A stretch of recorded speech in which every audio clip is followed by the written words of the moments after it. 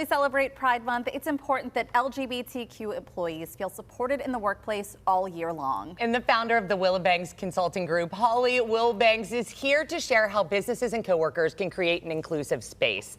And I do want to say, Holly, just before we get started, I think that sometimes these spaces aren't there not because of any kind of hatred or, ill intention. I think sometimes it's ignorance.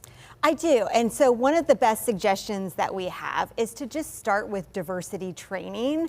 Educate yourself as leaders first, and then decide what works for your business, what is most appropriate, and how you maybe provide additional training to other employees so they're aware of what is diversity, what is the LGBTQ community, and then what does that look like in terms of what we can offer in our workspace.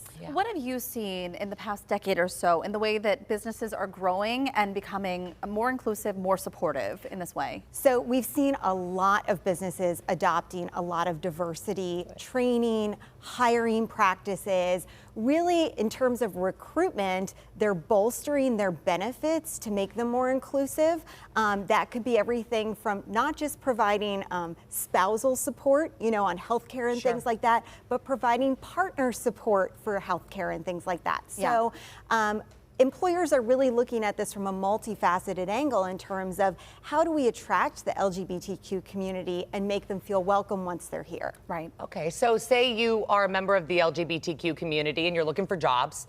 What do you think are some things that they should be looking for in terms of a business to know that they'll be comfortable? Because I'm sure that's very important. That's a really good question. So benefits is one of the top things that people look for. Right. But a lot of times they're just looking for, does this employer support my community, people like me?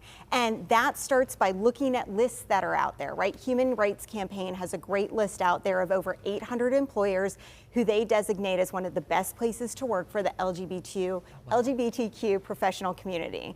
But there are other lists too that people can look at. Look at social media. Like our company right now, we have our rainbow flag as our logo right now to show that we support the Pride Month initiatives.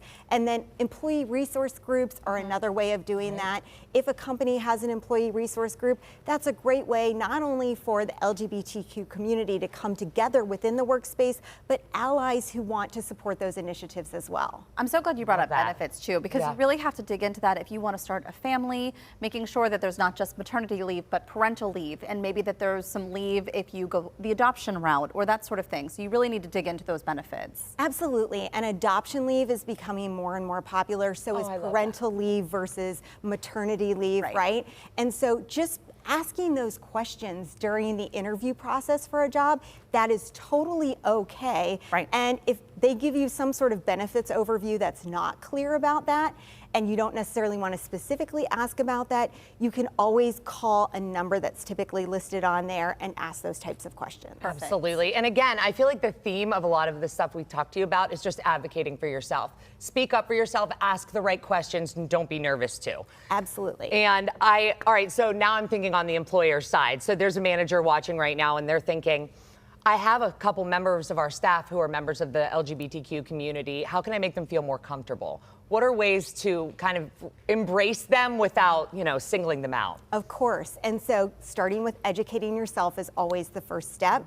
Make sure that not only are you a little bit familiar with the community in general, what's happening within the community, but also know your team members. And that is a really important piece. Not everybody is out. And so you may make an assumption, and that assumption may not be correct, or somebody may not be ready to talk about that in the workplace for whatever reason. So respecting people's privacy is a huge way to go, but you can also just show your allyship. And allyship could be using your pronouns in your signature line, right? Or in your video conferencing, name.